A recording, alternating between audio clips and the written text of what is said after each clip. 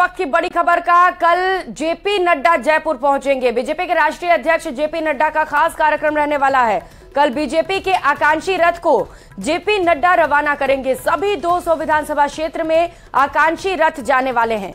BJP संकल्प पत्र के लिए आम लोगों से सुझाव लिए जाएंगे। तो अब एक और रथ रवाना की जानी है। बड़ी खबर इस वक्त की आपको बता रहे हैं, मिशन 2023 को लेकर कल राष्ट्रीय अध्यक्ष बीजेपी के जेपी नड्डा का कार्यक्रम है। जयपुर का दौरा करेंगे और यहीं से आकांक्षी रथ को रवाना किया जाएगा। ये रथ जो है वो भी 200 विधानसभा क्षेत्रों को कवर करेगी। आकांक्षी रथ लोगों के बीच जाएगी, आम लोगों से सुझाव लेगी। तो अब बीजेपी की ओर से एक और रथ रवाना की जा रही है जिसका नाम आकांक्षी रथ रखा गया है और ये सभी 200 विधानसभा क्षेत्रों को कवर करते हुए आम लोगों के बीच पहुंचेगी और उनसे सुझाव लेगी। सौरभ गृहस्थी सहयोगी हमारे साथ जुड़ चुके हैं। सौरभ, एक और रथ रवाना की जानी है बीजेपी की ओर से, आकांक्षी रथ। क्या मकसद इस रथ के पीछे?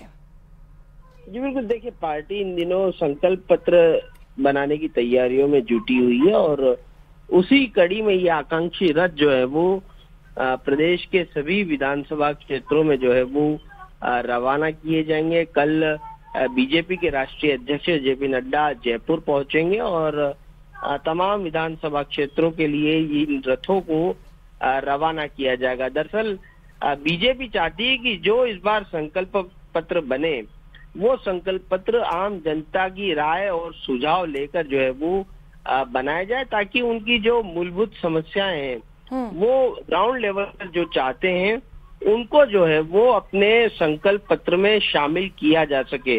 इसकी कोशिश जो है वो बीजेपी करना चाहती है। इसके साथ ही एक ये भी मैसेज देने की कोशिश है कि आम लोग जो है वो संकल्प पत्र से जुड़ पाए। इसकी तहत जो है वो ये पूरी कवायद जो है वो की जा रही है।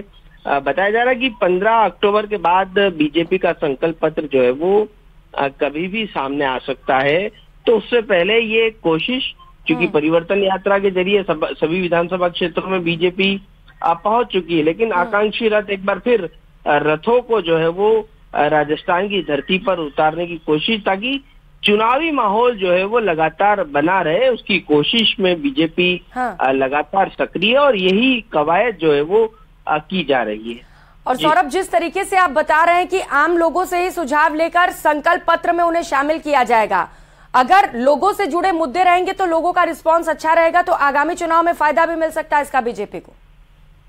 इसी कोशिश में बीजेपी यही चाहती है कि आम लोगों की बातें जो है वो संकल्प पत्र में आए, ताकि लोग जो है वो बीजेपी के घोषणा पत्र से सीधे तौर पर कनेक्ट हो पाए और ताकि उससे ये मैसेज भी जाए कि देखिए बीजेपी का। बिल्कुल सौरभ, आम लोगों के मुद्दे होंगे तो लोग निश्चित तौर पर इस संकल्प पत्र से भी जुड़ेंगे और इसका फायदा आगामी चुनाव में बीजेपी को हो सकता है।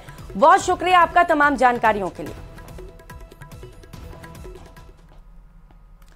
और खबरों में आगे बढ़ेंगे। पूर्व मुख्यमंत्री वसुंधरा राजे आज सरहदी जिले जैसलमेर के दौरे पर रहेंगी, जिसे लेकर बीजेपी कार्यकर्ताओं में उत्साह का माहौल है।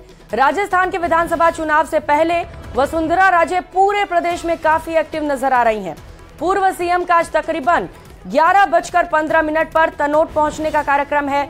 वहीं तनोट में बीजेपी नेता विक्रम सिंह भाटी नाचना के नेतृत्व में स्वागत होगा।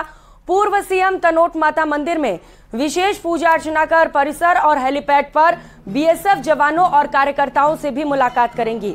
इसके बाद 12 बजे वसुंधरा राजे तनोट से भादरिया के लिए रवाना होकर दोपहर 12:40 पर भादरिया गांव पहुंचेंगी।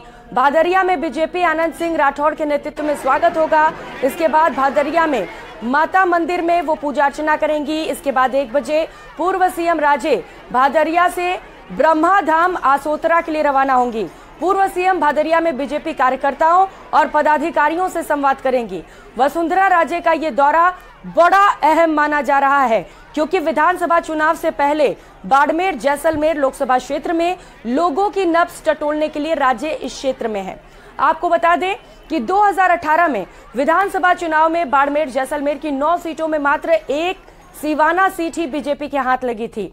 राजे के साथ में कई नेता भी शामिल हुए।